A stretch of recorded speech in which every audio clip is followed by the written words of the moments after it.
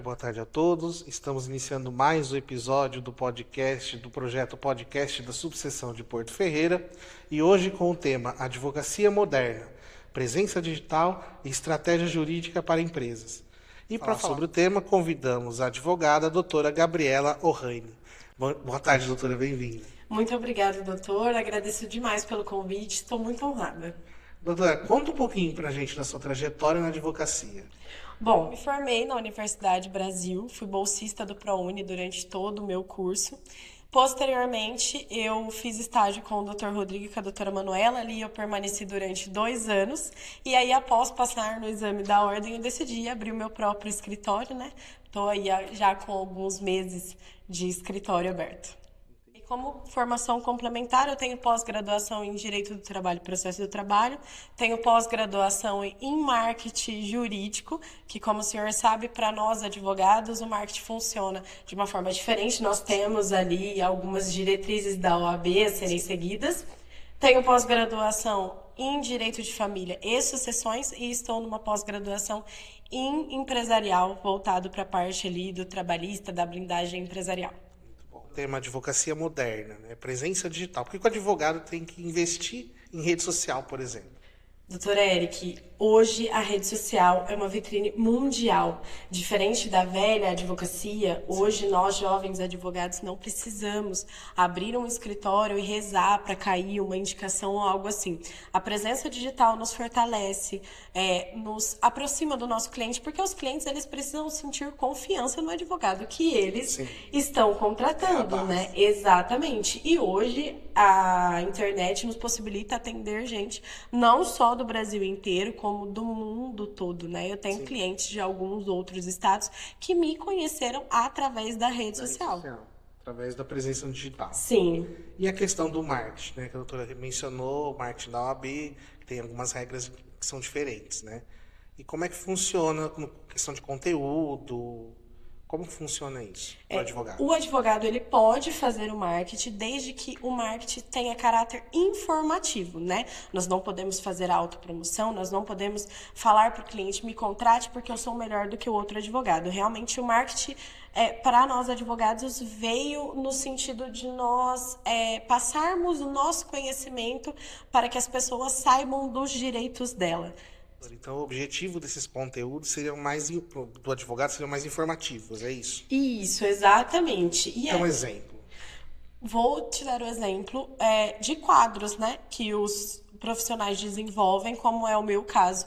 No meu Instagram, eu tenho um quadro chamado Expresso com a Sua Advogada, aonde os meus seguidores escolhem o tema da semana e como eu sou advogada generalista, eu consigo trazer as informações ali de diversas áreas para eles e é uma chamada rápida, aonde posteriormente eu explico o que se trata ali, o tema, por exemplo, tipos de guarda para quem é mãe, rescisão indireta, que vai ser o próximo tema do meu quadro, mas eu já trouxe diversos assuntos, né?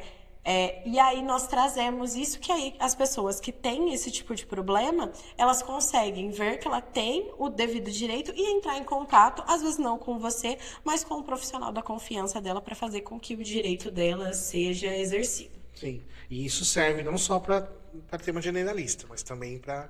Com certeza, com certeza. Hoje o advogado que ele é nichado, ele também tem que produzir conteúdo no digital, é extremamente importante. E como eu já disse, você aumenta a sua autoridade, você se posiciona, você se conecta com os seus futuros clientes, né? Hoje em dia, nós temos muito golpe dos falsos advogados. Então, é muito importante que as pessoas sintam confiança no profissional que elas estão contratando, principalmente se você não tem a possibilidade de encontrar com ele, se ele é de outro estado, mas se a pessoa se conecta com ele, a internet está aí para a gente poder atender todo o Brasil. Exatamente isso, a conexão. Exatamente. Com relação à gravação de conteúdos nas redes sociais, como que o advogado poderia fazer? Tem muito advogado que tem dificuldade, né? Sim. Como que seria? Então, doutor Eric, é muito importante e é algo que eu falo para todos os advogados que vêm conversar comigo sobre isso, o importante é começar. Então, se você só tem o seu celular e a sua câmera, é importante que você comece com os meios que você tem e depois você vai se aperfeiçoando, né?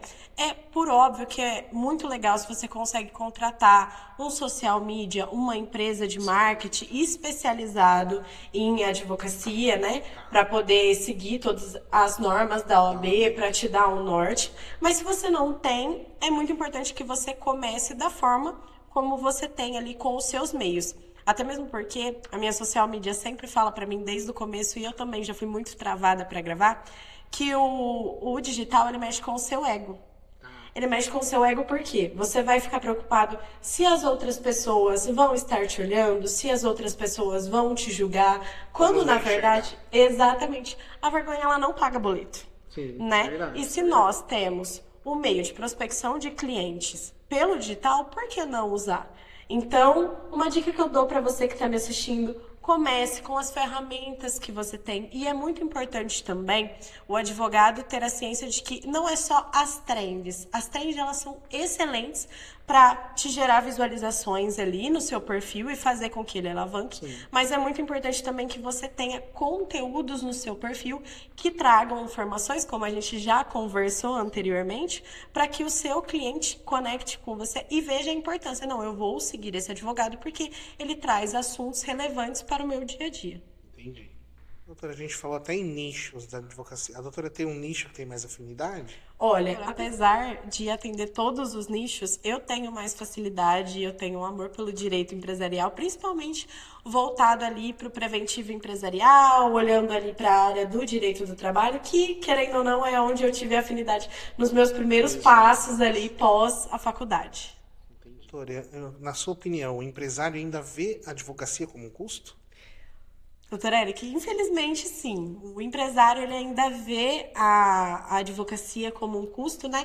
Normalmente ele sabe que ele tem um contador ali, mas ele não entende a importância dele ter um advogado que realmente acompanhe o dia a dia da empresa, que, por exemplo, faça o cálculo de uma rescisão quando vem ali do contador, para, né, ter o preventivo ali de ações trabalhistas, dependendo ali do pacote que o advogado oferece, até mesmo em outras áreas que são importantes para o funcionamento da empresa. Ele não consegue. Doutora, um dos erros seria não enxergar essa questão preventiva, né? Essa importância da advocacia preventiva, né? Sim, o empresário ele precisa entender que o advogado ele está ali para contenção do problema. O advogado ele vai identificar os pontos e eu tenho um programa muito legal hoje no meu escritório que eu chamo de blindagem empresarial, que funciona da seguinte forma. Eu conheço a empresa, normalmente eu passo ali alguns dias trabalhando junto em todos os setores, converso com todos os funcionários da empresa, faço o diagnóstico de tudo que está errado. Então, por exemplo, uma empresa que tem ali, que tem que pagar uma insalubridade, que os funcionários precisam usar IPI, eu vejo o que está errado, se está faltando um IPI, se não está. Eu vejo todas as fichas. Exatamente. Vejo todas as fichas, todos os contratos. Por quê? O contador, às vezes, ele não sabe, sim, mas ele vai cadastrar o funcionário em um CBO que não é, de fato, a função que ele deve exercer. E mudando uma pequena coisa, o empresário ele corre o risco de ter uma ação trabalhista por desvio de função, sim, por acúmulo de função, o que é facilmente resolvido com uma adequação do contrato de trabalho. Então, nós temos esse diagnóstico, nós fazemos a implementação e, posteriormente, eu faço o acompanhamento da empresa todos os meses, porque quando a casa está em ordem, é mais fácil de manter. É a assessoria trabalhista, né? Exatamente, a assessoria trabalhista. É o serviço de assessoria trabalhista que o empresário não enxerga a importância dele. Isso, e como eu disse anteriormente, dependendo do pacote, nós conseguimos, inclusive, fazer essa cobertura em outras áreas da empresa. Sim, por exemplo, sim, cobranças, né? Às vezes, o financeiro ali tem uma dificuldade em fazer cobranças externas de quem está devendo ele. O advogado consegue entrar, às vezes nem judicialmente, às vezes uma notificação extrajudicial já é ali suficiente para a gente conseguir resolver o problema e fazer esse capital entrar na empresa, sim, de novo. E enxergar como custo e não benefício é um dos erros que o empresário comete, né? Quais são os outros erros? O empresário, ele quebra não pelo que ele vê, mas pelo que ele ignora juridicamente. Então, ter um advogado ali que traga as atualizações no trabalhista, no que ele precisa fazer em relação à segurança do trabalho, agora tem a N1R1, né, dos riscos psicossociais. Então, o empresário ele precisa estar atento a tudo isso.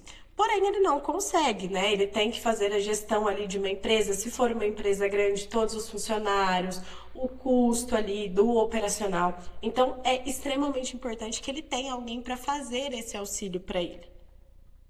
Doutor, e para quem está empreendendo hoje, para começar com uma segurança jurídica, qual seria o primeiro passo? O primeiro passo seria ter um advogado de confiança para te acompanhar ali com o crescimento da empresa, né? Se você está começando, o ideal é realmente já desde os primeiros passos estar acompanhado de um advogado, que assim tudo já vai de uma forma, né, certa, redonda, para que não dê problema no futuro. Doutor, essas considerações finais sobre o tema? Doutor Eric, sobre o primeiro tema, para os advogados que estão começando ou que querem começar no digital, não tenham medo. Comecem com os recursos que vocês têm e vão se aprimorando. Hoje em dia a presença digital é muito importante. Se vocês têm dificuldade, procure o auxílio de uma agência especializada, né, para você não sair das diretrizes da OAB. E para os empresários que estão nos assistindo, tenha uma assessoria jurídica que se preocupe e que cuide da sua empresa. Se você puder ter o mensalmente, mais importante ainda, que pode te auxiliar em várias áreas e você não ter problemas. Perfeito. Queria agradecer a participação da doutora mais uma vez. Muito obrigado. Excelentes as explicações, muito esclarecedora a participação e convidar os advogados a virem participar do podcast.